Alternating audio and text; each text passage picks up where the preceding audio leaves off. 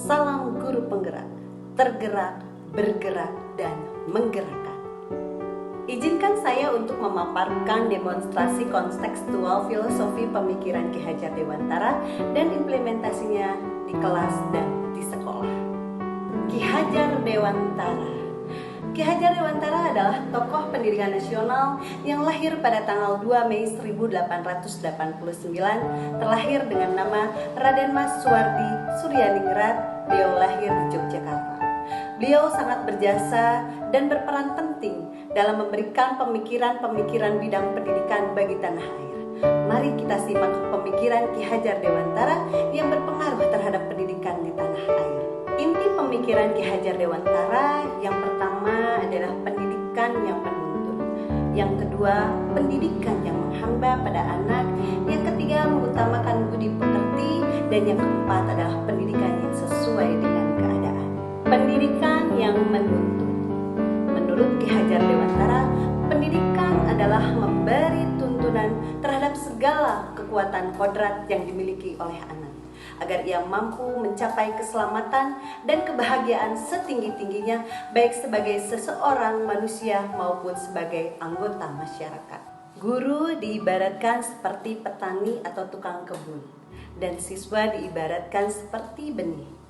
Benih jagung akan menjadi jagung yang berkualitas manakala ditanam di tanah yang subur, dipelihara, dipupuk, cukup sinar matahari, dan cukup pengairan. Walaupun benih jagungnya tidak bagus atau kurang kualitasnya, dia akan menjadi jagung yang sangat berkualitas. Demikian sebaliknya, meskipun benih jagungnya berkualitas, namun apabila ditanam di tanah yang gersang, tidak mendapatkan air yang cukup, sinar matahari pun kurang, dan kurang mendapatkan perhatian atau pemeliharaan, maka benih jagung pun akan tumbuh menjadi jagung yang tidak berkualitas atau tidak optimal. Begitu pula dalam proses menuntun, pendidik jauhkan dari kata menuntut siswa. Biarkan mereka bebas dalam mengembangkan potensi, bakat, dan minatnya. Guru menuntun dan menjadi pamong dalam memberikan tuntunan dan arahan agar anak tidak kehilangan arah yang akan membahayakan dirinya, sehingga tuntutan apa yang harus siswa lakukan tumbuh dan berkembang dari keinginannya sendiri tanpa paksaan dari seorang pendidik. Pendidik juga harus peka dan harus waspada terhadap perubahan-perubahan yang terjadi.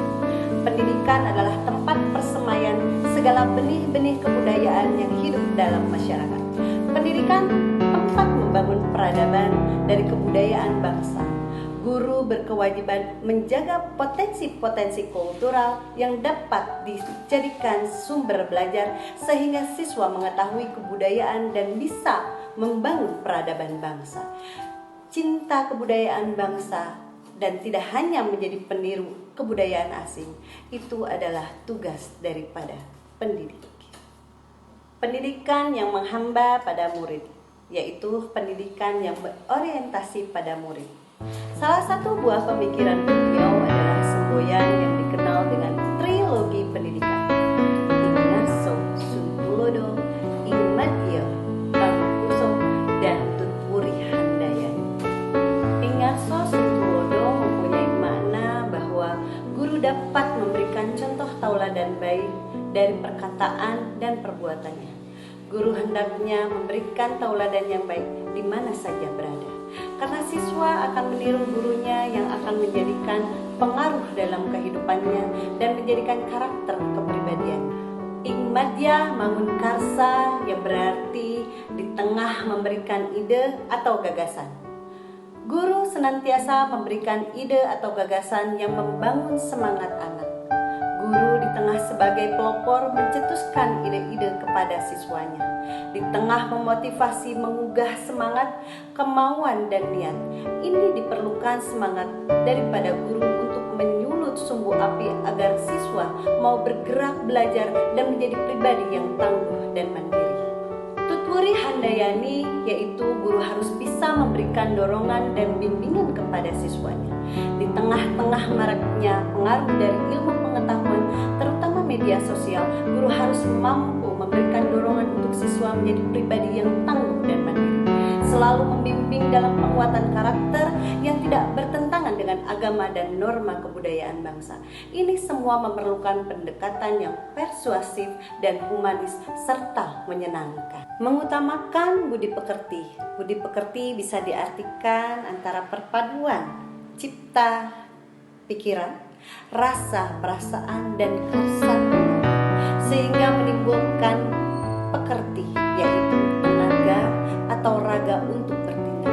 Hal ini mengingatkan guru untuk mengutamakan pendidikan budi pekerti agar siswa menjadi manusia seutuhnya dan menjadi bagian masyarakat yang bermanfaat.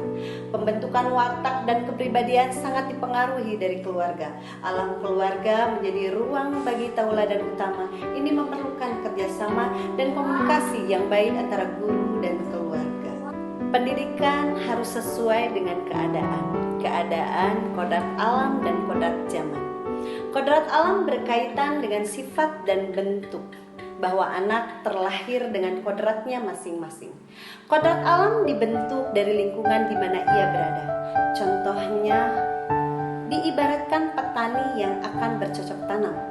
Yang pertama dilakukan adalah pasti mencangkul. Petani harus terlebih dahulu mengetahui jenis tanah agar petani mengetahui tingkat kesulitan dalam mencangkulnya dan tanaman apa yang cocok untuk tanah yang akan digarapnya. Begitu pula dengan guru yang akan menuntut siswa, dia harus terlebih dahulu mengetahui kebutuhan siswa yang diperlukan, seperti mengetahui dari mana asalnya, keluarganya bagaimana, kebiasaan yang selalu dilakukan, bukan untuk membeda-bedakan kelakuan, tetapi untuk lebih maksimal dalam memberikan tuntunan sesuai dengan kebutuhan siswa, karakter siswa, sehingga kita akan lebih memahami dan mengerti tentang keadaannya. Pendidikan harus sesuai dengan kodrat zaman, bahwa perubahan seperti tata surya yang tidak pernah berhenti dari waktu ke waktu, selalu bergerak pada porosnya. Menurut Ki Hajar Dewantara, kebudayaan itu dinamis, tidak boleh statis. Kelestarian kebudayaan harus sesuai dengan kodrat zaman, tidak boleh terisolasi. Guru harus memberikan pengajaran sesuai kodrat zaman, ingatkan kepada siswa bahwa revolusi 4.0 itu tantangannya luar biasa. Jadi guru harus menyesuaikan pengetahuan dan keterampilannya sesuai dengan zaman yang siswa butuhkan. Maka dari itu seharusnya guru selalu mengupdate ilmunya sesuai kebutuhan pengetahuan yang dibutuhkan oleh siswa pada zamannya. Implementasi yang dilakukan di kelas dan di sekolah. Yang pertama adalah pembiasaan positif, seperti sholat berjamaah, sholat duha, berdoa sebelum layanan bimbingan dan konseling, pengajian bersama sebelum masuk kelas, dan menggalakkan 3S, yaitu senyum, sapa, dan salam. Yang kedua adalah menciptakan layanan bimbingan dan konseling yang aktif dan interaktif, serta menyenangkan, berpusat pada siswa sesuai dengan karakteristik masing-masing. Yang ketiga adalah selalu menggalakkan atau melakukan senam bersama agar sehat jasmaninya. Yang keempat adalah penanaman karakter cinta lingkungan. Yang kelima, penanaman karakter pribadi yang tangguh, mandiri, dan gotong royong atau kerjasama melalui ekstrakurikuler dan intrakurikuler. Lalu yang keenam adalah pembiasaan positif, mengadakan kegiatan sosial untuk membentuk karakter dermawan, simpati, dan empati.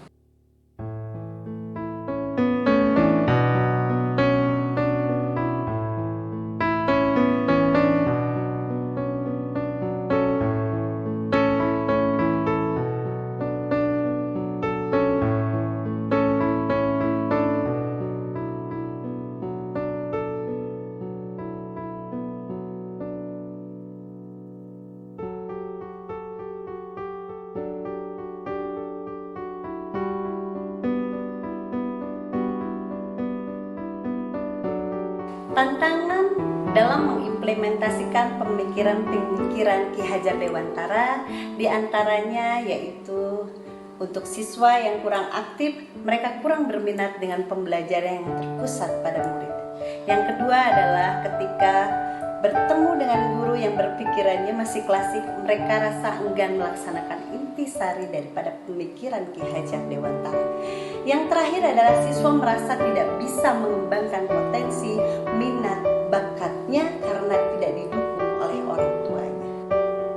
Solusi yang saya lakukan yaitu dengan memberikan dan melaksanakan bimbingan konseling yang aktif, interaktif, dan menyenangkan.